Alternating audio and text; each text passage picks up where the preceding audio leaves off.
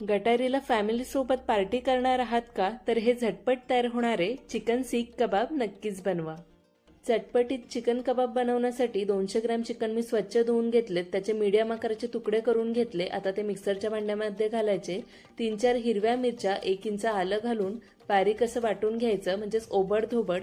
त्यानंतर 1 कांदा बारीक चिरलेला, त्यातलं सगळं पाणी पिळून घ्यायचं आणि ते घालायचं. मुठभर कोथिंबीर, 1 अख्खा लिंबाचा रस पिळून घ्यायचा. त्यानंतर 1 चमचा लसूण आणि घरगुती सगळे मसाले घालायचे. जिरे पावडर, गरम मसाला, घरगुती लाल तिखट, चाट मसाला, दालचिनी पावडर, गरम मसाला, काळी मिरी पूड, चवीनुसार मीठ आणि बाइंडिंगसाठी 4 चमचे बेसन घालून एक मिश्रण तयार करून घ्यायचं.